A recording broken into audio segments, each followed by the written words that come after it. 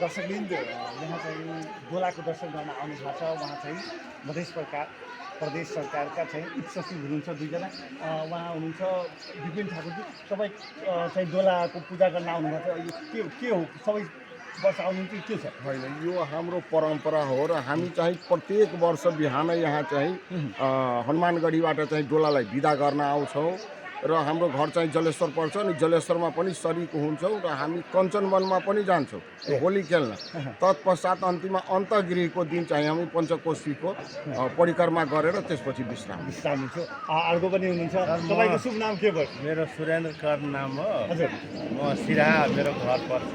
म पनि यहाँ प्रदेश सरकारमा उपसचिव छु। हामी प्रत्येक वर्ष यहाँ जुन डोला यहाँबाट सुरु हुन्छ हनुमानगढीबाट, यो हनुमानगढीमा प्रत्येक साँझ र बिहान दुईचोटि आउँछौँ र त्यसपछि 15 दिनपछि जुन यहाँ फर्केर आउँछ त्यसमा पनि हामी सरिक हुन्छौँ र ठाउँ ठाउँमा छिरेश्वर भयो, कञ्चनवन भयो, जलेश्वर, मडै यिनीहरूमा पनि हामी घुम्न जान्छौँ र अन्तिम दिनको जुन पञ्चकोशी परिक्रमा हुन्छ त्यो दिन पनि हामी घुम्छौँ र आनन्द आउँछ। उहाँ हुनुहुन्छ पर्यावरण अभियानी सुरेश शर्माजी। सुरेशजी, तपाईँ जुन यहाँ पूजा गर्न आउनुभएको छ, यो कस्तो अनुभव भन्नुहुन्छ? यो यस्तो छ, अब मिथिला भूमि यतिकै पनि ऋषि मुनिहरूको प्राचीन उसमा प्रख्यात हो।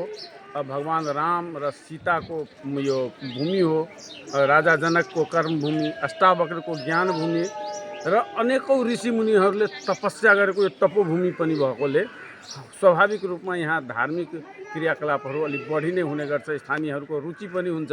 त्यही क्रममा यो मिथिलाको महाकुम्भ भनेर चिनिने यो 15 दिने मध्यमा परिक्रमा हो र आज सुरुवात भएको छ। सुरुवातको दिनमा हामी चाहिँ यहाँ आएर दर्शन गर्छौँ। भगवान मिथिला बिहारीको, किशोरीजीको लगायत साधु सन्तहरूको दर्शन गरेर पनि त्यो शरीरमा एक किसिमको ऊर्जा प्राप्ति हुन्छ र यसले गर्दाखेरि हाम्रो जीवन सफल हुन्छ, आफ्नो भावी सन्तानको भविष्य सफल हुन्छ भन्ने हामीलाई एउटा विश्वास छ। दर्शकवृन्द, अहिले यो बाटोमा चाहिँ परिक्रमा सम्पन्न भएको छ। परिक्रमा यहाँ चाहिँ मिथिलामा 3 प्रकारले हुन्छ। एउटा बृहत परिक्रमा, एउटा माध्यमिकी परिक्रमा र एउटा अन्तर्गिरी परिक्रमा। माध्यमिकी परिक्रमा चाहिँ 13 दिन भनिन्छ, न त 15 दिन पुरेको पथमा चाहिँ 15 दिन लाग्ने गर्छ, तर 13वटा बासा रहेछ। कलानेश्वरबाट सुरु भएर कलानेश्वरमै सम्पन्न हुन्छ।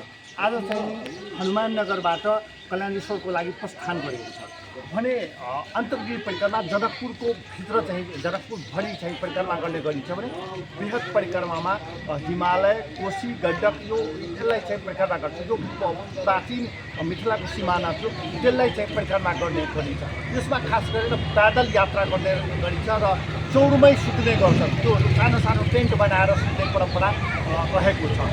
एभी न्युज खबरका लागि सुजित कुमार झा, जनकपुर।